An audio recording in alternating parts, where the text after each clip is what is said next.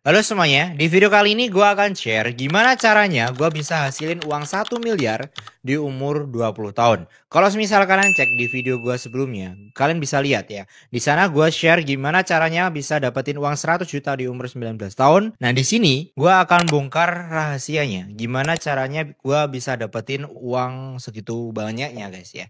Jadi menurut gua angka tersebut adalah uang banyak karena gua berasal dari orang yang biasa aja, bahkan mobil pun nggak punya. Jadi bisa dibilang zero to hero, teman-teman. Jadi sebelum gua share, gua perlu kasih tahu ke kalian bahwasannya yang pertama gua nggak pernah punya utang ya. Yang kedua, gua nggak pernah yang namanya nongkrong-nongkrong nggak jelas. Nah yang ketiga, gua fokus sama kerjaan gua. Jadi dari sini kalian bisa menilai gimana cara kerja gua guys, apa cara atau aktivitas kerja gua. Mungkin kebanyakan dari kalian pernah berpikir ya, atau pernah dapat kata-kata di mana kalau misal pengen sukses bangunnya pagi. Nah menurut gua dari dulu sampai sekarang tuh nggak pernah bangun pagi. Gue tanya tuh, kadang jam 10, jam 12 gue masih ngorok tuh tidur deh. Sebenarnya poinnya bukan dibangun paginya, tapi apa yang kalian lakuin ketika bangun tidur. Lo mau bangun jam 10, mau bangun jam 9, mau bangun jam 2, terserah. Nah poinnya adalah apa yang kalian lakuin setelah bangun tidur tersebut. Nah biasanya gua itu langsung buka handphone guys ya.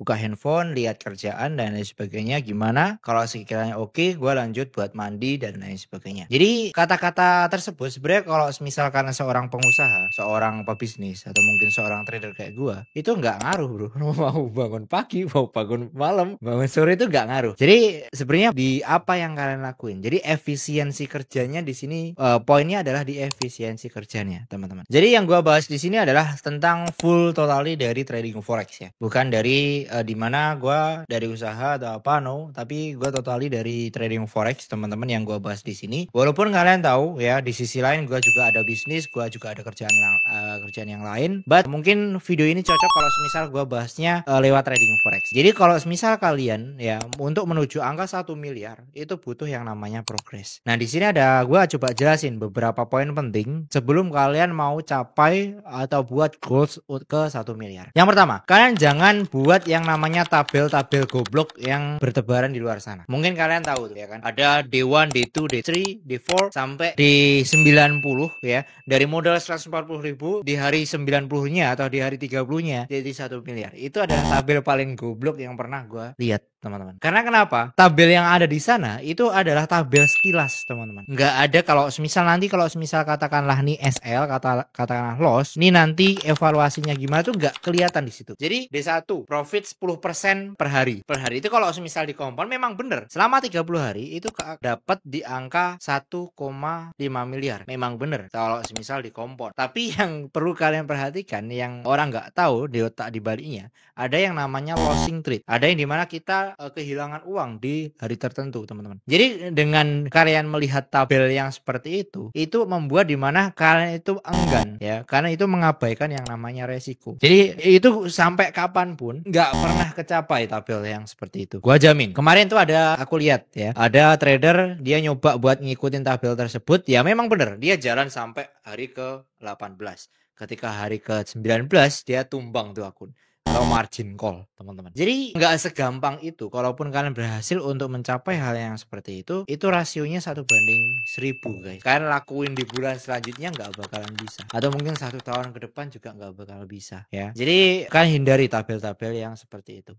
Jadi kalian harus punya yang namanya progress. Kalian harus punya modal dulu, kalian harus punya income dulu, kalian harus punya dana darurat dulu, baru kalian deposit. Saranku kalau misal kalian pengen buat goals ke sana, kalian bisa start dengan modal 1000 USD. Karena jujur ya, untuk mendapatkan di angka tersebut, gua tuh depositnya nggak kecil bro, yaitu 3000 US dollar atau sekitar 50 jutaan ya. Gua depositnya di angka segitu dan gua kompon selama 4 bulan. Ini pure totally dari trading ya. Kalian bisa lihat di sini historikalnya teman-teman. Jadi gua dapat 1,3 M di akun ini doang. Loh mas, di situ kan ada riwayat deposit 500 juta. Iya, itu adalah angka totali ya, totali daripada deposit aku selama trading menggunakan akun tersebut. Cuman secara BE ya, secara BE running terakhir gue tuh modalnya cuman 3000 US dollar atau sekitar 50 jutaan. Nah, dari situ kalian bisa lihat ya, transaksi gue sekali entry itu bisa dapat 800 pip, 900 pip, 1000 pip. Sebenarnya ada banyak cara ya. Gue tuh juga punya yang namanya akun scalping. Gue juga ada punya akun swing dan aku juga punya akun intraday.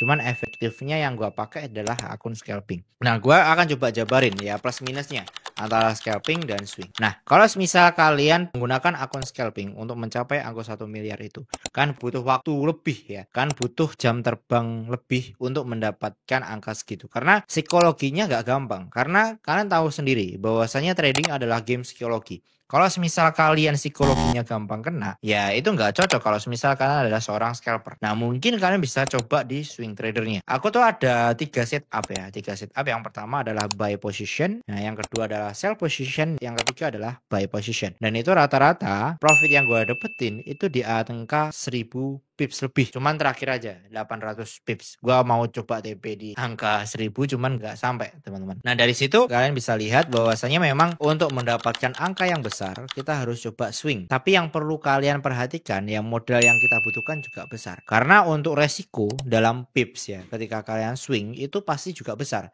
Ya mungkin sekali SL 100 pip, 150 pip atau mungkin lebih daripada itu. Kalau misal kalian maunya ya SL-nya 30 pip, SL-nya 50 pip, terus kalian pengen TP-nya 1000 pip, wah jangan mimpi bro, nggak ada yang kayak gitu ya.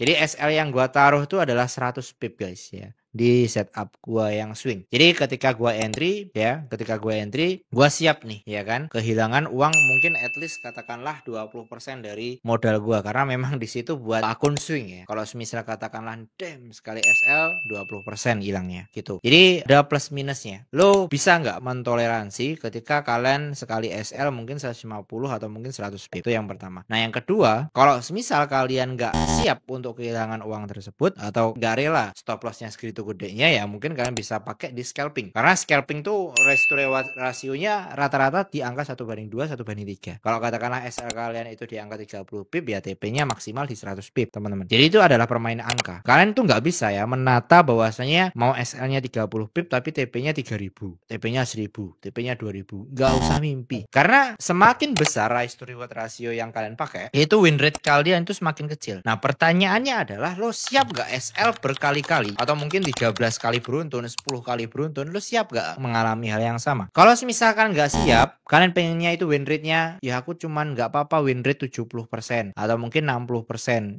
tapi RR-nya 1/3, 1/2, itu juga profit. Jadi psikologi ini itu mempengaruhi daripada performa trading kalian. Jadi kalau semisal senyamannya, kalian bisa pakai strategi yang senyaman kalian, RR yang senyaman kalian dengan win rate yang kalian punya, teman-teman. Jadi kalau semisal strategi yang kalian pakai itu adalah win rate-nya 30%, 20%, oke lah. Lu mau pakai RR 1/10 nggak ada soalan, karena itu yang membuat profit, teman-teman. Tapi kalau semisal win rate kalian 20%, RR 1/2 yang nggak bakal profit, bro. Ya, jadi intinya adalah di mana win rate kalian berapa, RR kalian berapa, itu harus di-compare. Jadi kalau misalkan kalian punya win rate katakanlah di atas 70%, kalian cukup di angka 1/2 atau 1/3 aja udah cukup. Tapi menurut gua pembodohan di luar sana yang katakanlah nih SL-nya tipis gini ya, TP-nya segaban, rata-rata orang-orang yang seperti itu dia tradingnya nggak profitable. Gua yakin, gua jamin 100%. Karena kenapa? Nggak make sense, bro. Lo bang, lu ngomong kayak gitu karena nggak bisa. Lo lihat ya, lo bisa bayangin nggak kalau semisal gua full margin ya, modal $50 jadi 1000 USD, modal $500 jadi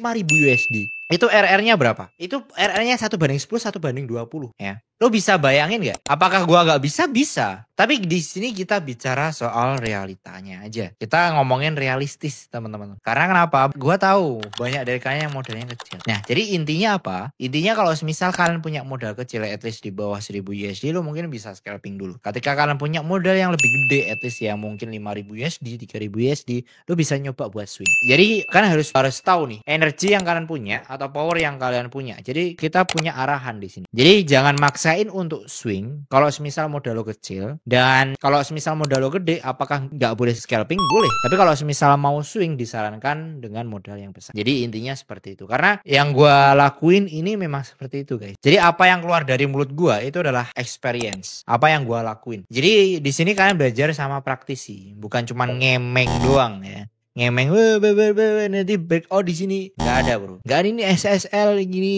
BOS apa, dia modal replay doang. Beda, bos. Di sini kita praktisi, kita entry bareng ya kan. terus hasilnya kita bisa lihat itu no replay ya, langsung praktek teman-teman. Jadi make sure ya kan belajar sama channel-channel yang seperti ini. Anjay.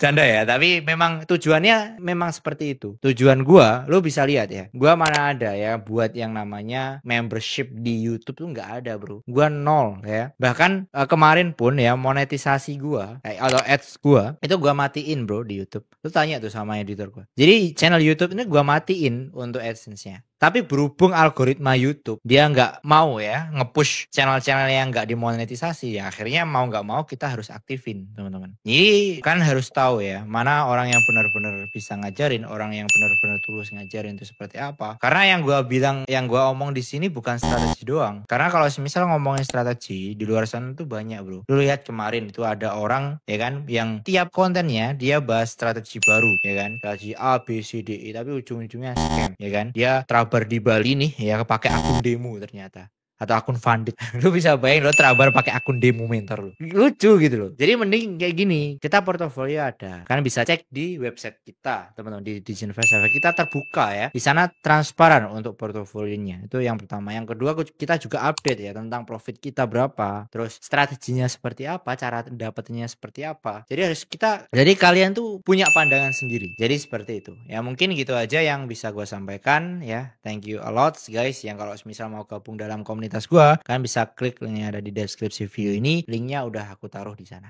Ciao.